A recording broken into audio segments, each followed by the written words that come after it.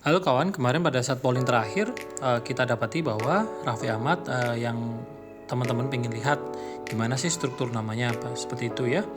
Jadi ini saya sudah search dan kita sudah dapatkan nama Bang Raffi Ahmad, di mana beliau itu lahir di tanggal 17 bulan 2 tahun 1987. Kenapa tanggal lahir itu penting? Karena kita harus tahu juga waktunya dia atau esensnya dia dan juga energi dia waktu dia lahir itu seperti apa, seperti itu ya. Oke, langsung saja. Mungkin di sini kawan-kawan sudah melihat beberapa hitungan ya, mulai dari time, acoustic root, maturity, hear desire, personality, balance, encode, synchronize, city, coherence, and karmic lesson dan karmic lesson. Dan juga ada di atasnya itu ada F crash, M crash, E crash, E crash. Nah, dari macam-macam yang ada di sini itu didapatkan dari guru saya ya, yang jelas guru saya yaitu dari Mahasabda, di mana akan saya coba jelaskan secara detail dan terperinci terkait nama dari Bang Raffi Ahmad itu dan bagaimana dan efeknya ke beliau sendiri, seperti apa pencerminannya ke dalam diri beliau. Oke, mungkin langsung saja akan saya coba kulik dan saya jelaskan satu persatu secara detail. Silakan disimak dan jangan lupa pasang headsetnya ya. Ya, di sini kita bisa lihat di mana untuk Bang Raffi Ahmad lahir tanggal 17 bulan 2 tahun 1987, memiliki fisik itu dia kategori fisik itu dia di kategori 2, di mana orang-orang dengan fisik kategori 2 itu mereka sangat feminim, seperti mirip cewek lah ya, mirip cewek seperti ratu dan halus perasaannya. Jadi teman-teman bisa lihat tuh, kawan-kawan bisa lihat Bang Raffi Ahmad itu sendiri gimana gitu kan, perwatakannya di TV, kesehariannya kayak gitu kan, orangnya memang benar-benar kan kadang tuh kelihatan emosional banget dan sangat mudah tersentuh seperti itu ya. Nah, itu tergambar di namanya Bang Raffi Ahmad dan juga akhirnya tercermin dalam perilaku kesehariannya seperti itu. Kemudian untuk M yang ke M crash itu adalah mental, di mana Bang Raffi Ahmad itu memiliki mental 4 ya. Mental 4 atau karakter 4 itu dia memiliki atau memikirkan atau memperhatikan detail dan suka membuat rencana dan daftar terperinci. Beliau itu termasuk orang yang sukanya itu praktis, dan tapi meskipun praktis beliau suka hal-hal yang teliti seperti itu. Nah, mungkin teman-teman bisa melihat tuh gimana Bang Raffi Ahmad kayak gitu ya, karena pastinya sering lah melihat Bang Raffi Ahmad itu di TV seperti apa. Kemudian masalah emosionalnya dia kategori tipikal 2. Itu sejalan dengan fisiknya ya. Jadi di kategori emosional 2 itu ekspresi dia tuh menunjukkan bahwa keramahan dan hubungan timbal balik akan memainkan peran utama dalam kehidupan Bang Raffi Ahmad, dan bisa dilihat sekarang kan kehidupan Bang Raffi Ahmad seperti apa. Kemudian untuk huruf-huruf nama tercipta, beliau sendiri kan sangat atraktif ya, sangat atraktif, kemudian sangat terampil, kemudian beliau sangat supel lah ke orang-orang seperti itu di TV. Cuman kalau kehidupan sehari-hari saya kurang tahu ya, cuman kalau kita lihat di TV itu sangat humble sekali orangnya dan banyak akal, banyak tingkah seperti itu ya. Kemudian untuk intuisi 2 ya, intuisi karakter orang 2 itu bersinergi dan dengan fisik dan emosionalnya akan memiliki intuisi yang tajam ya dalam menjalin hubungan pertemanan dan kekerabatan dengan teman-temannya seperti itu. Mungkin teman-teman masih ingat atau kawan-kawan masih ingat pada saat meninggalnya Olga Saputra itu ya, begitu terpukulnya Bang Raffi Ahmad gitu ya, karena memang sudah sangat dekat dan sebagainya itu.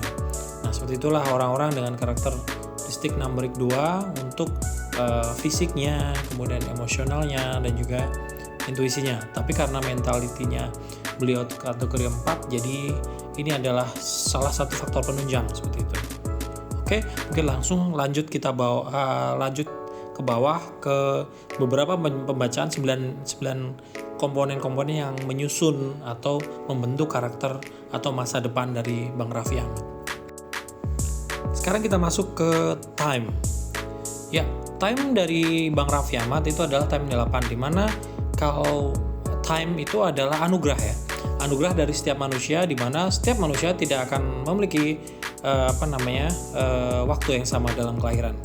Maka dari itu kita tadi kan saya tadi di awal menyampaikan time 8, maksud saya tanggal ya. Jadi tanggal lahir itu penting untuk menentukan waktu dan energi ini. Jadi time 8 itu beliau dipenuhi dengan idealisme materialis dan mampu menjaga rahasia dengan baik. Kekurangan dari beliau itu adalah jika memiliki suatu keinginan itu akan selalu ingin memiliki rasa untuk memamerkan sesuatu, dan kadang itu beliau itu agak sombong dan juga agak keras kepala gitu ya. Kurangnya rasa kemanusiaan di diri beliau seperti itu untuk time di 8 itu. Dan tapi beliau ini cukup baik ya dalam sosialisasi dan sebagainya. Di takdir yang disampaikan untuk selanjutnya itu adalah acoustic root, di mana Bang Raffi ini tergolong ke acoustic root 4. Untuk acoustic root 4 ini jadi banyak orang yang memikul tanggung jawab besar, dan orang-orang akan tergantung pada Bang Raffi itu untuk mendapatkan dukungan dari beliau. Jadi beliau termasuk orang besar ya, dari organisasi manajemen akan membuat kehidupan ke depan dari Bang Raffi ini sangat sibuk gitu ya, sebagai bagian resiko yang diambil. Dan itu terbukti dari beliau memiliki beberapa organisasi dan juga perusahaan dari Rans Enterprise. Saya kurang mengikuti ya beliau seperti apa, cuman yang setahu saya beliau ada organisasi Rans itu ada sepak bolanya, ada manajemen artis saya kurang paham itu. Nah seperti itu, jadi itu sudah tersirat atau tertulis di dalam nama beliau terlewat acoustic root ini. Ya, kita lanjutkan lagi ke maturity. Ya, untuk maturity di sini ada angka 3 ya. 12/3 maksudnya. Jadi kita simplicity ke 3 karena 2 + 1 itu adalah 3. Beliau memang sangat sosial ya kalau kita lihat di TV, dan juga memiliki bakat yang untuk mengekspresikan diri. Dan beliau suka menghibur dan juga menghadiri pesta seperti itu ya. Beliau sangat populer di kalangan teman-temannya kayak gitu. Beliau itu kan bisa kita lihat memang di karakteristik yang terbaca dalam maturity 3 ini, beliau sangat berbakat dalam bidang seni, menulis, acting, musik, dan juga melukis. Tapi kalau melukis saya rasa saya belum pernah lihat sih lukisannya, cuman kalau dari apa yang dibaca dari namanya itu terlihat bahwa beliau itu pandai untuk melukis, menulis, dan juga acting serta musik. Nah, selanjutnya untuk Heart Desire 3. Heart Desire 3 itu beliau memiliki bakat yang mengekspresikan diri ya, dan tertarik pada seni verbal, menulis, acting, menyanyi, dan juga puisi. Sangat sinkron sekali dengan kegiatan beliau. Tak heran kalau beliau itu pada akhirnya menjadi artis yang tenar, artis yang berbakat, karena memang dari faktor keinginan hati itu sangat sesuai dengan apa yang dia lakukan sekarang, sehingga sangat menunjang sekali nama beliau dan juga aktivitas beliau seperti itu. Kemudian dari apa yang jadi heart desire beliau pada yang bersamaan gitu kan, beliau itu lebih suka berada di permukaan dan menghibur orang, dan juga lewat kecerdasannya dia. Jadi kita bisa lihat ya, Bang Raffi Ahmad itu juga sering ya ikut komedian atau mungkin acara-acara komedi seperti itu. Memang ini tersirat di heart desire-nya beliau seperti itu. Selanjutnya mungkin ya kita lanjut ke personality. Untuk personality beliau ini dia memancarkan energi ya, karena dia terkategori personality 1, di mana orang-orang dengan personality 1 itu memancarkan energi yang dinamis dan efisien. Beliau tampak terkendali dan cakap, sehingga beliau sangat dihargai keberanian dan usahanya dalam menghadapi kesulitan, dan kualitas ini terlihat ya. orang lain dapat merasakan bahwa beliau itu tidak akan bisa dipermainkan seperti itu ya. Karena kita lihat juga ya, jadi sering nih beliau kena kasus dan sebagainya, tapi pada akhirnya survive kayak gitu ya, tidak menurunkan prestasi ataupun mungkin tingkat popularitasnya beliau seperti itu. Kemudian untuk balance energi yin yang itu beliau kategori 1 dari namanya ya, ini dari nama dia mendapatkan kekuatan dari diri beliau sendiri, tetapi lebih bersedia untuk berbagi masalah beliau dengan teman dan keluarga seperti itu. Beliau bisa menjadi penyendiri dalam menghadapi masalah. Kemudian hal ini dapat diisolasi ya, mengisolasi beliau selama masa-masa sulit. Mungkin kita bisa ngelihat juga ya, pas beliau dapat masalah gitu kan malah jarang nongol dan sebagainya itu ya. Itu hal yang memang lumrah ya, cuman di beliau ini sangat nyaman sekali pada saat ada masalah, lebih baik dia fokus ke dirinya seperti itu ya. Kemudian kita lanjut nih ke ENCODE ya. ENCODE itu adalah hasil akhir atau mungkin final ya, final dari setiap kegiatan, setiap keputusan seperti itu. Makanya kemarin sempat saya sampaikan bahwa nama itu bisa mengukir takdir seperti itu, karena di dalam nama itu kita bisa baca ada yang namanya garis akhir suatu perjalanan, baik itu hidup, pekerjaan dan sebagainya. Kategori dari Bang Raffi Ahmad itu adalah kategori 6, di mana di fase pendek itu beliau itu ada peluang untuk melibatkan diri dalam keluarga, menyenangkan dan membantu berbagai macam generasi. Jadi itu mungkin terbukti ya bahwa beliau itu juga membantu banyak saudara beliau ya. Saudara beliau jadi tumpuan keluarga seperti itu ya. Beliau juga di ENCODE 6 ini berpotensi mengalami ketertarikan dalam masalah-masalah lingkungan dan politik, dan juga berpotensi membuat beliau menjadi seseorang yang lebih bertanggung jawab ya. Ya banyak hal ya ini untuk bertanggung jawabnya seperti apa. Dalam fase panjang potensi mendapatkan prospek-prospek dan kelihatan amat sangat baik untuk potensi dari ENCODE 6, karakter orang dengan ENCODE 6 ini. Sehingga di semua area kehidupan beliau ini akan berpotensi mengalami perbaikan, kesembuhan, dan kemajuan.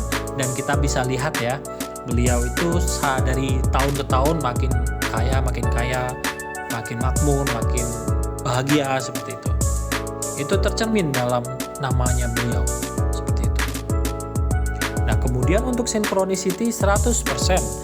Synchronicity 100% itu adalah potensi ya, potensi dari prestasi dan sensasi yang beliau akan membuat banyak orang itu di sekitarnya akan kagum dan bertanya-tanya hingga memunculkan kewibawaan.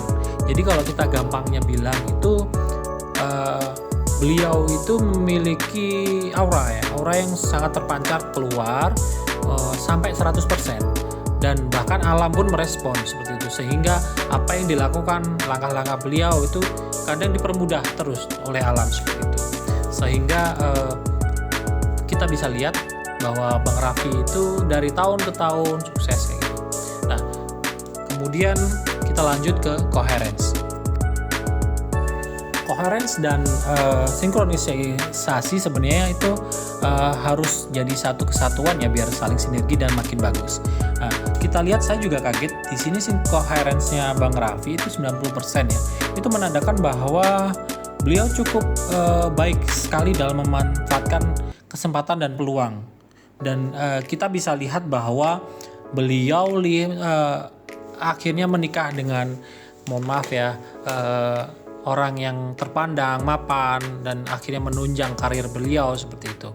Nah, itu kita bisa lihat bahwa coherence-nya itu 90%.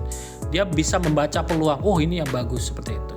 Sehingga tidak heran bahwa setiap hari, setiap tahun, setiap detik seperti itu, Bang Raffi Ahmad ini semakin melejit, semakin naik kayak gitu. Kekayaannya pun mungkin sekarang makin tambah seperti itu. Jarang kan kita lihat bahwa kasus-kasus yang menyeret Bang Raffi itu bisa take down beliau seperti itu, membuatnya terpuruk seperti itu kan, tidak seperti itu ya. Bahkan kita lihat semakin tahun itu Bang Raffi Ahmad makin menonjol, makin kaya seperti itu ya. Nah, setelah beberapa hal yang kita sebutkan dari mulai F ya, fisik, mental, emosional, intuisi, time, acoustic growth, maturity, heart desire, personality, balance, and coach, chronicity, dan coherence. Dan juga tidak kalah penting itu adalah karmic lesson. Mungkin untuk karmic lesson nanti akan kita lakukan sesi tersendiri ya terkait itu, dan coba akan kita sampaikan di episode berikutnya.